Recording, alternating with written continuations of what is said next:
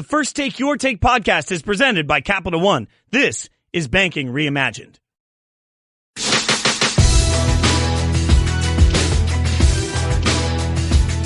It's First Take Your Take on ESPN Radio, the ESPN app, and Sirius XM Channel 80.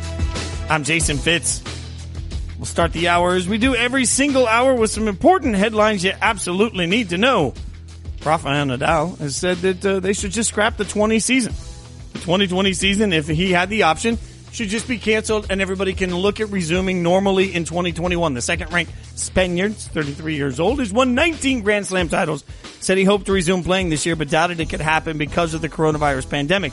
His quote, "I would sign up right now just to being ready for 2021. I'm more concerned with the Australian Open than what happens later this year. I think 2020 has been practically lost. I'm hopeful of being able to start next year." So we'll see what that means for the tennis community in general. A little bit of NFL news here. Frank Gore signing with the Jets per agent Drew Rosenhaus in a move that figures to reduce Le'Veon Bell's workload.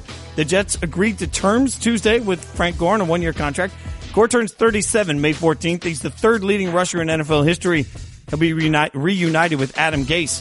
Remember, Adam Gase coached Gore with Miami back in 2018. They also worked together all the way back in 2008 when Gore was with the 49ers and Adam Gase was a low-level assistant there. And lastly, on your headlines, UFC women's featherweight title fight was scheduled for this Saturday is being moved to June 6th. Amanda Nunes versus Felicia Spencer will now happen June 6th. The title fight was originally slated for Saturday. It's now slated for the promotion's next pay-per-view event. That would be next month. That's according to sources. You can check out the article by Ariel Helwani on it on ESPN.com. First, take your take on ESPN Radio, ESPN News, presented by Jason Fitz. I'm Jason Fitz. We're asking you whose legacy has been affected the most because of Michael Jordan. Good, bad, either way. 888-SAY-ESPN, 888-729-3776. Getting a lot of different calls on it. We've had calls for Scottie Pippen, both negative and positive, amazingly. We've had calls around the Knicks. We've had calls around Charles Barkley. I want more of your take. Whose legacy affected the most, negative or positive, because of Michael Jordan? 888-SAY-ESPN, 888-729-3776. You can also tweet me at Jason Fitz. Don't want you to forget the All-In Challenge fundraising initiative continues, and it's offering sports experiences that you can bid on or enter to win.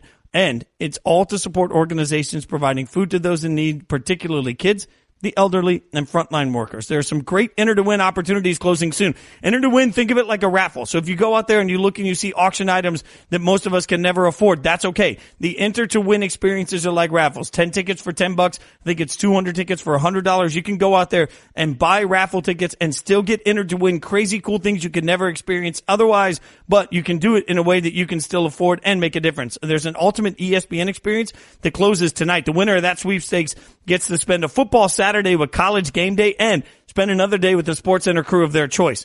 I happen to have traveled with Game Day last fall, and the SportsCenter crews are all buddies of mine. This is a really cool experience. It's once in a lifetime.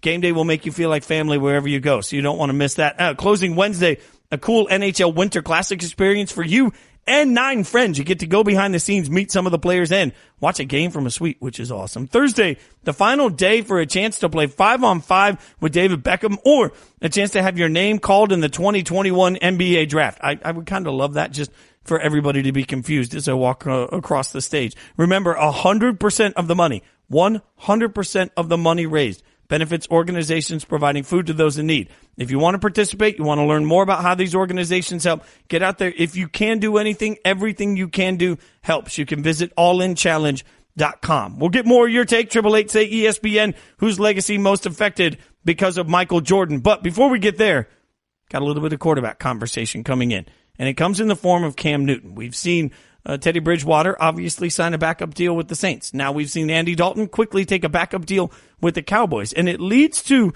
at least an interesting conversation about what's next for Cam Newton. This is a debate I've had with many of my friends. I was glad to hear it today on First Take, as Stephen A. and Max disagree on whether Cam Newton should accept a deal as a backup quarterback somewhere or should he just sit out a year. Hell no. Absolutely, positively not. He's Cam Newton, for crying out loud. And number two, and more importantly, his success has never been predicated on his ability to throw the football completely accurately, or not completely accurately, but significantly accurately. As Max has pointed out on numerous occasions, under Norv Turner's stewardship as the offensive coordinator in Carolina, he completed 67% of his passes. Prior to that, Cam Newton only completed better than 60% of his passes one time in his career. One year he was exactly at 60%. Another year he was at 61%. The other 7 years or so, 6 to 7 years, he was below that. And so the reality is that he was still successful because of his ability to run with the football, move the chains, chew up the clock, etc., etc. His athleticism was definitely applauded on numerous occasions. We all know that he led them to a 15-1 record. I believe it was in 2015 and got them to Super Bowl even though they lost to the Denver Broncos. We get all of that. And so if you're Cam Newton and all of those things are attached to your resume and it had a lot to do with your level of success, then it's really about not just you throwing the football. It's about how healthy you are, how athletic you still are, how hungry you still are, etc. I think he'd be better off sitting out the year if necessary and then coming back after next season or waiting until somebody gets hurt and then landing someplace else. I think the Chargers should call him now. I think he'd be better off doing that than accepting a backup role anywhere. Cam Newton is not a backup at this point in his career. There's no reason for him to accept such a demotion. Well, I disagree. Cam Newton, I believe, still has an MVP caliber season left in him, at least one. I think he can be an elite quarterback again. Is there precedent for a top guy, the best player in football, Cam Newton was, the best player in football at one point, to become a backup? Well, something like it, Stephen A. I look back at Kurt Warner. Now, he wasn't drafted first overall like Cam. The expectations are different and all that stuff. But he was at one point the best player in football. He was the MVP. And he was a superstar. And because of injuries, it wasn't always obvious at the time, but it was obviously eventually recognized that because of injuries to his hand and then an MCL, all these things, he had to demonstrate that he could stay healthy, and Mark Bulger took his job with the Rams.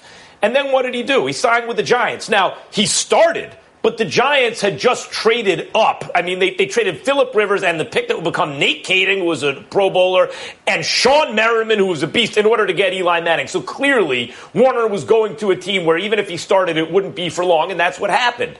What Warner had to do was just go somewhere and establish that he could still be the same player, that he was still healthy. The issue with Cam is injury. You want him to go to the right situation. Even if he's backing up, Stephen A., people will know if he in practice, etc. Is he healthy? What are the reports on him? Does he look good? Does he look like the old Cam? A backup job with a team like the Ravens, where they have RG3 and he's kind of like a poor man's version at this point of Lamar Jackson and all that. I get that. But Cam would be an even better approximation in terms of his impact on the field at this point. If he went to a place like that where you have a chance to play if there was an injury, but otherwise could spend a year, like you say, sitting out, essentially doing the same thing, but really establishing himself again around the league, his reputation and all that, I think that would be good for him. ESPN Radio presented by Progressive Insurance. Progressive's Home Quote Explorer gives you multiple quote options so you can pick what's right for you. See for yourself at Progressive.com. Here's the hardest part about the conversation with Cam Newton. I can understand why we've seen some dip in performance, some easy questions around Jameis Winston. I can see why we can look at Andy Dalton and say, you know what, Andy Dalton may or may not be a starter. I can understand both of those situations coming to fruition and why both of those quarterbacks would and should take backup roles. I can understand that. In fact, I argued loudly with Mike Golick Sr. on Friday on Golick and Wingo when I was on about the fact that I thought it made sense for Andy Dalton to take a backup role somewhere so he could get his world right and so he could sort of reclaim his image. That's not the conversation we are or should be having around Cam Newton. If you take out the injury aspect of this, there is zero reason to believe that Cam Newton is anything other than a high-level starting quarterback in the NFL. I mean, even if you don't love Cam for whatever reason, you look across the board and since he became a starter, yes, his rookie year 6-10. Since then, he's been above or near 500 every year of his career. He's coming off of a year when he was healthy where he still completed 68% of his passes for almost 3,400 yards, 24 touchdowns, and 13 picks. on a Carolina team that wasn't necessarily stacked. I understand that there have been several injuries for Cam Newton, but Cam Newton's play, if healthy, does not support the play of a backup quarterback. Cam Newton is a starter in the NFL. So now suddenly you have to ask yourself, what's better? Is it better to be around the league and be a backup somewhere, maybe get a little bit of mop-up time? I don't know. I mean, I understand, and look, my logic with Andy Dalton was he could go somewhere, and if he got some time on the field, if he has great weapons around him, he can show people that he still has starter-level capabilities. I understand all of that. If you're Cam, you don't have anything to prove other than health. And if nobody can poke and prod you until you get close to the season, are you not better just waiting for an opportunity to see if someone's hurt, or if you have to, sitting out a year? I know that we all say if you're out of the year for a league, out of the league for a year, you might as well just stay out of the league. I understand the logic behind it, but we also have to accept the fact that Cam Newton is different. Everything about the circumstances around Cam is different. And just like we could easily say, well, you never trade a top 10 draft pick the year after if they're a quarterback, and then Josh Rosen happened. Like, sometimes it takes a perfect storm. Cam Newton is a perfect storm of a player that has battled multiple health issues, that the team doesn't get the opportunity to look at, and is someone that they know, everybody knows if he's healthy, is capable of starting. If I'm Cam, why would I possibly sacrifice all of those things to go be a backup somewhere where I may or may not get on the field, where it may or may not be the right offense for me, where I may or may not get the opportunity to shine the way I know I can shine as a starter anywhere else? That's the answer that we won't know until we hear from Cam. But if I'm Cam Newton, I have no problem sitting back and saying, you know what? For all that I've accomplished and for all that I've already proven in the world, I will wait for the right opportunity and not just take any opportunity that comes to me. First Take, Your Take on ESPN Radio, ESPN News. I'm Jason Fitz. We're presented by Progressive Insurance and, frankly, also presented by me, I guess. Taking your take on what legacy affected the most because of Michael Jordan. We'll get a little more quarterback conversation coming in, but I want to get a few of you guys in. Joe in Pennsylvania, whose legacy affected the most by MJ? Hey, first of all, thanks to our man. I love the show. I'm surprised I haven't heard the name Steve Kerr mentioned. Steve Kerr, a guy who has a head coaching job, who is a smart guy, I'm sure, but it could be a difference between coaching Golden State Warriors and coaching the New York Knicks. They put the fact that he's a champion on his resume, so that's one that really stuck out to me.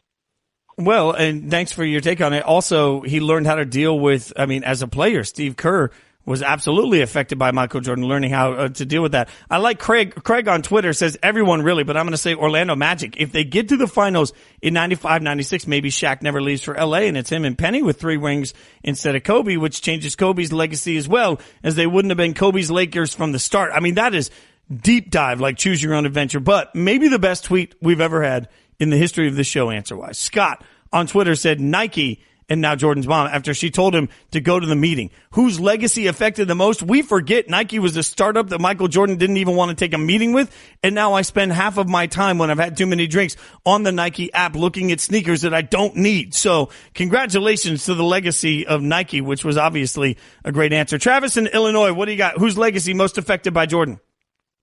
Hey, what's going on, Fitz? Well, I originally called to agree with a previous caller and say LeBron.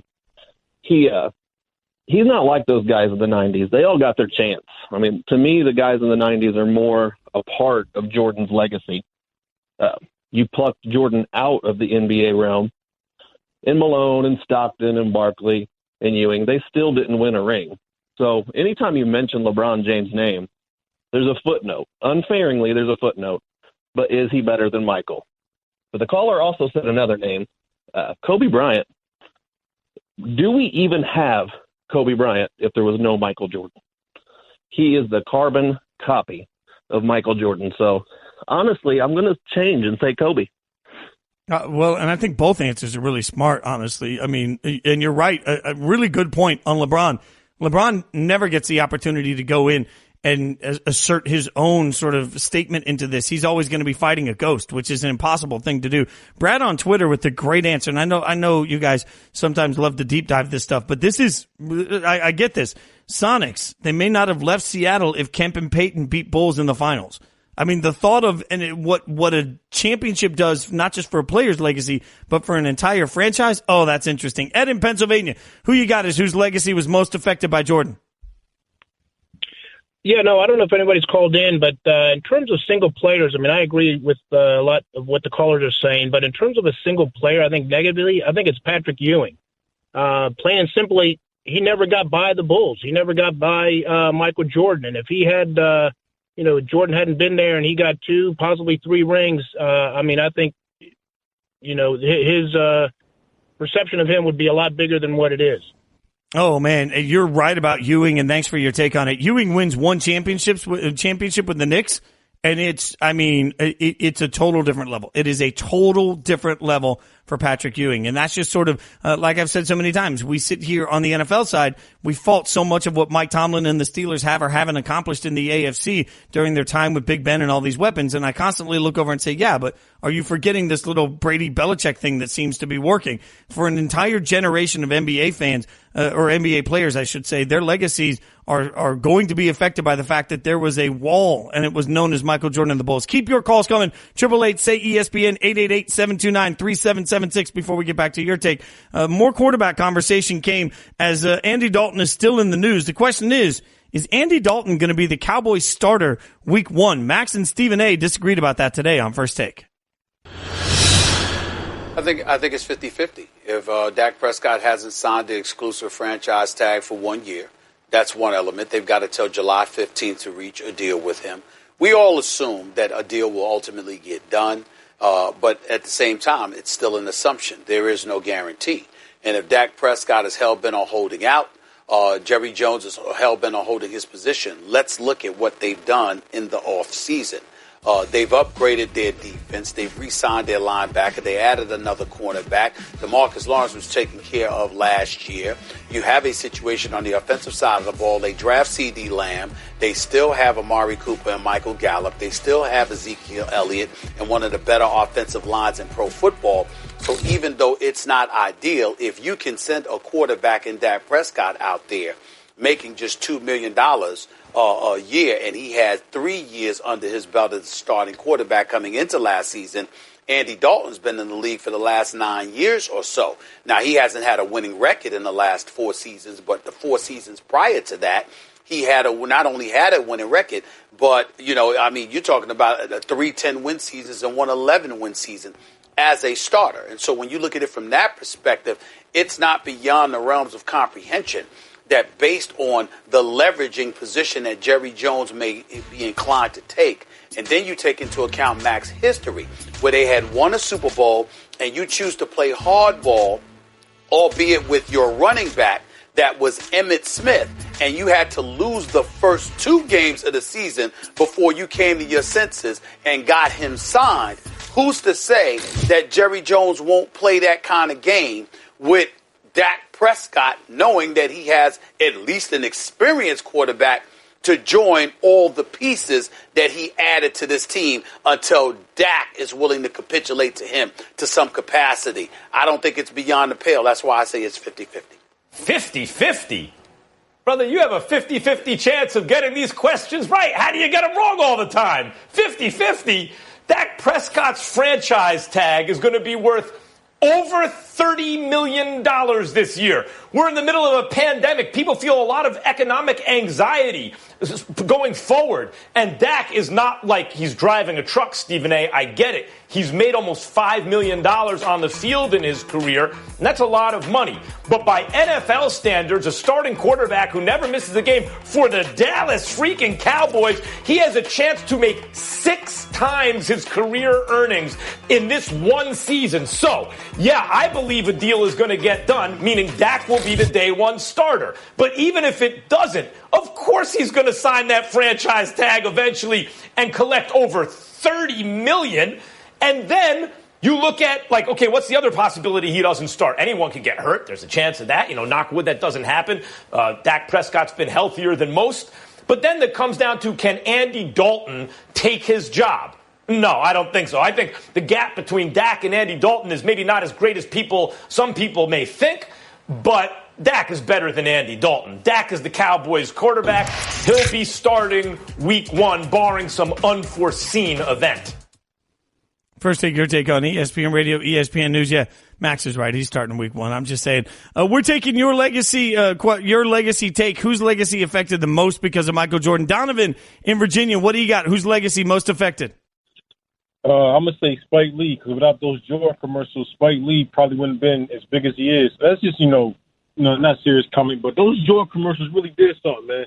That's all. No, but you know what? You're right about it. And look, there was a level of mainstream to all of that. It's a really good take. I mean, Spike Lee doing those commercials brought Spike Lee to more of a broader audience. We can all acknowledge that. Like, Spike Lee took a huge leap forward to just the common casual fan. And it's no different, no matter what your music or movies or entertainment is, when you can cross genres and hit a broader base, it takes you to another level. Those Jordan commercials absolutely accomplished that. I hadn't thought of that, but I like that one. Tune into The Last Dance, behind the scenes look at the 90s Bulls dynasty. The series continues Sunday, 9 p.m. Eastern. Listen to the wrap-up podcast hosted by Jalen and Jacoby immediately following the broadcast. Can't say this enough. Even if you remember it, even if you watch it, go watch Jalen and Jacoby. They're giving you some insights and stories you don't get anywhere else. That's presented by State Farm and AT&T, available wherever you enjoy your podcast. I want to keep getting your take. Whose legacy was most affected by Michael Jordan during his entire run of dominance? Whose legacy most affected? 888 say ESPN,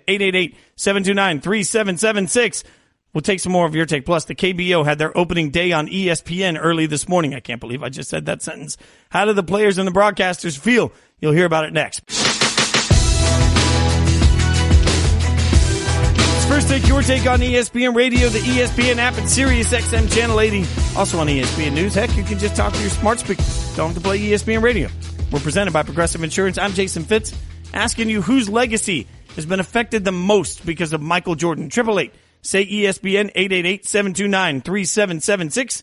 That's how you can get in on the conversation. You can also tweet me at Jason Fitz. Easy way to get in there. Also, we mentioned earlier the Twitter response that I got of Nike having the most affected legacy. I think that's a great one. But Nick also says Adidas' legacy, apparently, since MJ said Adidas was his favorite and didn't even want to take the meeting with Nike. That's the opposite approach of it. Like, Nike's benefit is almost as much as the loss for Adidas in that moment as they turn around and don't make anything happen. And Lamar tweets in, the Cavs of the late 80s and early 90s, he eliminated them 3 of 5 years. And when you think about how stinking stacked, Brad Daugherty, Mark Price, Patrick Ewing, Isaiah Thomas have all been affected of it. But when you look at those Cavs teams, they were stacked with some talent on there that couldn't get it done. 888 say ESPN, 888-729-3776. That's the way you get in on the conversation for whose legacy most affected by Michael Jordan. We'll take more of your take, but let's get to some Straight Talk, brought to you by Straight Talk Wireless. And that comes from Dan Straley, the Giants pitcher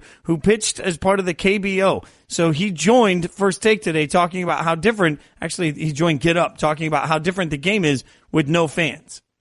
It's just weird. Like, you, as an athlete, you really ride the emotions of the stadium sometimes when the fans get really hyped up for big, important moments, excited for home runs or big strikeouts, and just none of that was there. There was you could really hear the dugouts, which is awkward because, you usually don't get a chance to hear the other side talking too much. But just kind of in terms of like overall impact, I would say today I didn't really notice it too much just because I was pretty focused on what I was trying to do. But I think in the next few days I'll really notice how empty the place is. They were playing music during the game. Like, if you're like at an NBA game, like just like playing music, that was a big difference. Took a little bit getting used to. They did have some cardboard cutouts around, and then they had like a whole bunch of fans like on Zoom on this big video board, kind of chiming in and dancing at home along with the cheerleaders. And just some of the fake fans they had in the outfield. It was a little different, but just can't say enough like how blessed we are just to be able to play some games. First, take your take on ESPN News. A lot of perspective there, and that's going to be one of the interesting things. I feel like if we were getting sports with nobody in the stands, the first week, everybody be all in, right? Because you're just so desperate for something. There will come a point where it feels so strange you have a hard time watching more, right? There's going to be some inevitable breaking point for so many of us. If you're watching something like college football in a completely empty stadium that's supposed to seat 100,000 people and there's no noise at all happening in the background. I mean, I think we don't give enough credit to what ambient noise means and the effect they can have. Now, the flip side of it is the KBO gives us some personality. Eduardo Perez talked about one of the things that we previewed yesterday with Jeff Passan and the bat flips that the KBO are famous for. I'm cool with it because that's their game, and they do it in the way that it was explained to us, and I actually agree with it 100%. This is no disrespect towards the pitcher. This is a celebration of being able to barrel the baseball, get it up, and score that run, and at the same time, it's something that the fans really love. First take, your take. Look, I'm all in for it. You know me. I want the personality. I want all of the personality I can get around baseball. Give me the bat flips. I don't care if somebody wants to do cartwheels all the way around the bases. I want anything that's going to make it entertaining. Bring me straight major league action. Take it straight out of the movies. Make it as exaggerated as possible. If we're going to be watching Korean baseball, we might as well be having a blast while we're doing it, right? Like, this is for the sports starved, for the entertainment starved, and for the gambling starved. Those are the three audiences is really, at this point, sort of going straight towards. And if you're going to go to those audiences, give them exactly what they want. They want big personality, you want big plays, and you want the opportunity to put a little money down on it. If you want those opportunities, this is the perfect way to get that done. That's Straight Talk Wireless, everything for less, only at Walmart. We're going to see more and more of this as, frankly, it's a great opportunity for everybody to have a little bit of escapism and mostly a little bit of fun. For a lot of fans, it reminds me of what football fans have gone through in the last couple of years in picking the AAF or the XFL. Maybe you're not picking long-term relationships with teams, but you're at least picking someone you can dive into, you can have a little fun with, and in the process, the wins and losses won't hurt as much, and you can get entertained along the way. That's why this is a perfect fit. That's why it's a perfect time, and it's a great opportunity to watch some baseball players that otherwise wouldn't be getting any shine for what they're doing today. So it's a win for everybody across the board. First Take, your take on ESPN News. I'm Jason Fitz. We're asking you whose legacy was most affected because of Michael Jordan. Want some of your take on it. Chewy in California, what do you got? Whose legacy most affected by MJ? Hey, good morning over here on the West Coast. You know what? You guys are forgetting Tex Winter. That's the Eli Whitney. That's the Louis Pasteur. That's the Thomas Edison. That's the Alexander Graham Bell. If his theory doesn't work, we don't know who Tex Winter is. I like that call. Here's what I'd say.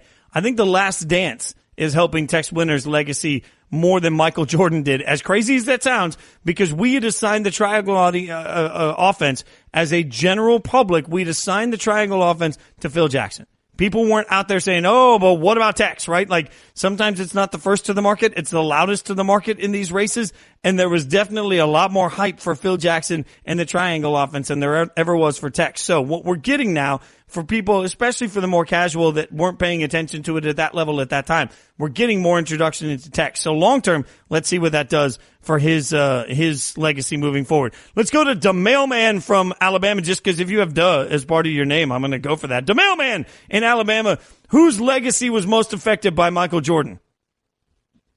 Two people, man. I said Byron and Craig Elo, man. I'm 50 years old, and I've watched Michael Jordan, you know, from the time he hit the shot in North Carolina up to those shots. And I'm telling you, those have to be the two most embarrassing shots for guys. They played hard, man, but I remember that more than I do him winning championship, man, because the look Russell had on his face and Elo, and you brought it up last week, that Elo just had hit a big shot before Jordan hit that shot. And to me, man, and you never heard anything else really about those guys. It looked like it crushed them. Man, you're totally right about that. It's like, you think about Craig Elo, and you're talking about somebody that had it, and Byron Russell, both of those guys had good careers.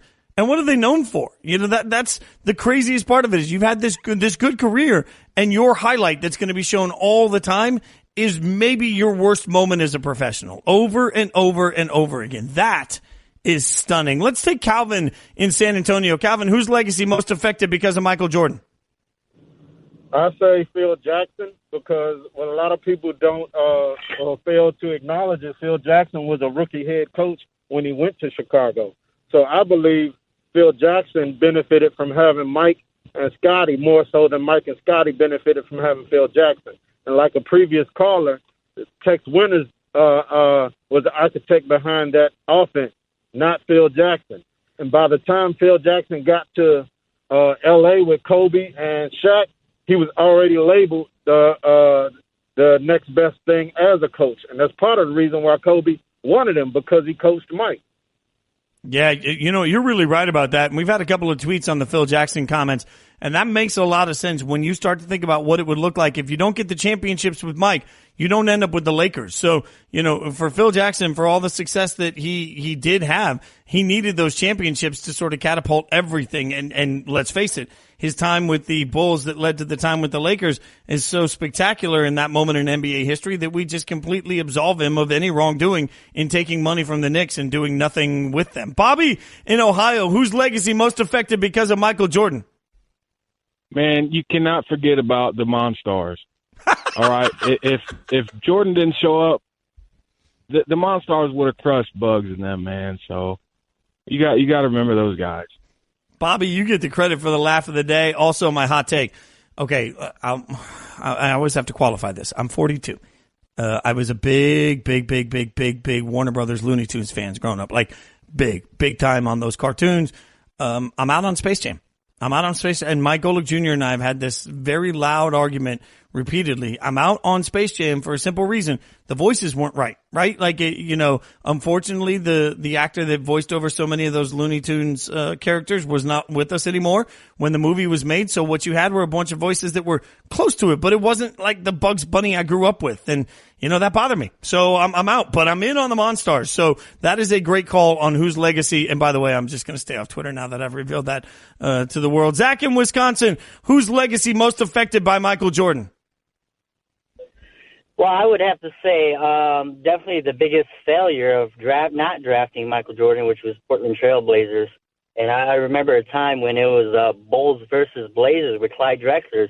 So his career also has really, since Michael Jordan showed up, never really got to take off. Clyde Drexler was a great player.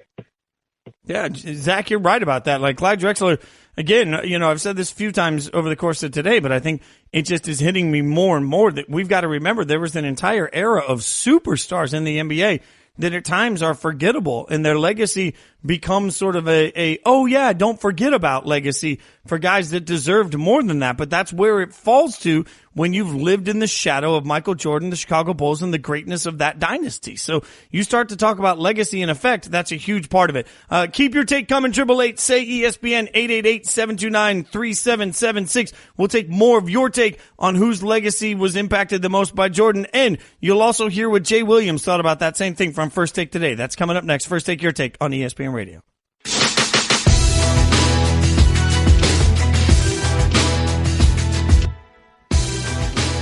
First Take Your Take on ESPN Radio, the ESPN app, Sirius XM Channel 80, and ESPN News, because we're too pretty to just be on radio. You can also talk to your smart speakers. Just tell them, hey, play ESPN Radio, and they'll do it for you. We're presented by Progressive Insurance. We're asking you, whose legacy was affected the most because of Michael Jordan? If you missed the second hour of today's show, don't worry. It's on demand in the First Take Your Take podcast, brought to you by Capital One. With Capital One, you can open a new checkings or savings account with no fees or minimums. Welcome to Banking Reimagined. What's in your wallet? Approval required. Capital One and a member FDIC. All right, you guys, a lot of you want to chime in on legacy. We'll get to that in a second. Jay Williams talked about the legacy of the legacy of Michael Jordan, both on and off the court, comparing it to another one, LeBron, today on First Take. When we consider the greatest of all time, this is why I think LeBron James is the greatest of all time. I think that the lack of willingness of Michael Jordan to speak out brings me to the ultimate conclusion that LeBron James putting his career in jeopardy to speak out about things that he feels are personally relevant to him and about where we are. And I do feel like LeBron James has had some mishaps. He's had some missteps. But ultimately, you feel like he is on the path. And once again, this is subjective, and this can cause people to be divided. I understand that. And Michael Jordan didn't divide people at that time as far as it relates to political things. But I do like the fact that LeBron stands up and speaks out on the injustices that are happening in the world. And when I look at guys, when we talk about greatest of all time, I think about Muhammad Ali, I think about guys like Jim Brown, and I think about guys like LeBron James. Was Michael Jordan maybe the greatest basketball player skill set that we've ever seen? Yes. And championships? Yes. But ultimately, when I talk about the greatest of all time, it's about, are you transcending and standing for something bigger than yourself, bigger than your sport, for things that are happening in our world. And for that being the theme, LeBron James is the greatest of all time. In that regard, he is. First, take your take on ESPN Radio, ESPN News. I'll say it again. When we have a conversation about the greatest musicians of all time, does it have to do with anything that they did other than music? I mean, if we're going to have the conversation of where Prince falls in the entire landscape of greatest musicians of all time, what he did as an activist matter? If we're going to have a conversation about best singers of all time, do we have to hold up Aretha Franklin's activism as part of that conversation one way or the other? Nope. That's why I won't have that conversation in that light. To me, they're totally separate. What somebody's done off the court can be an added boost for how you view them off the court, but it doesn't have to mean anything to their greatness and what they did with their actual jobs. I'm taking your take. Whose legacy the most affected by Michael Jordan? Let's take some of these. Let's get to Corey in Texas. Corey, what do you got? It's a tie. It's a 1A, 1B, and 1A is Ewing because he faced Jordan the most at the most opportune times to get there. So I'm going to say Ewing 1A, and I'm going to go Karl Malone B because Karl Malone got to the finals and faced them twice. Nobody else has got to the finals in Jordan's era and faced him twice. So you got to put them in there equally. And honestly, I'm going to say this, a sidebar for the New York Knicks teams, any team that had Ewing on it, they're disrespecting that team. Those teams were great. They just faced the Bulls. And also, I would say that New York team would lean all over Isaiah's Detroit team because Isaiah's Detroit team was not talented. They was hard fighters, rugged defensive players. The New York Knicks team was the same way. Very rugged, very hard defense, and they had scores. That's it. I love the take on it, but the fact of what you're talking about, like we don't talk about that Knicks team enough. Part of the reason we don't talk about those Knicks teams enough is because they didn't win championships, which is why that legacy has been so affected by Jordan. Jezreel from Ohio. Jezreel, what do you got? Who's been most affected? Yes, sir. Thanks for taking my call. There's a bunch of people that's been affected. You got to think. Let's see. The NBA in general. McDonald's. I don't know if anyone remembers those commercials. Space Jam. I got to disagree with you. My dad would have never taken me if Michael Jordan wasn't in it. I think he made the movie itself. As far as his legacy hurting people, LeBron James has got to be number one. I heard the Jake Williams outtake, and I have to agree with you 100%. He's the best basketball player that anyone's ever seen. Not to mention, you got to think about the White Sox as well. No one would have watched the White Sox. No, I like bringing the baseball in there. Thanks for your take on it. It's clever and creative, and you're right about the McDonald's portion of it too. I mean, how much have brands changed? Gatorade, how much have they all changed because of Michael Jordan? The most compelling argument to all of this in many ways to me is not the one I came in thinking.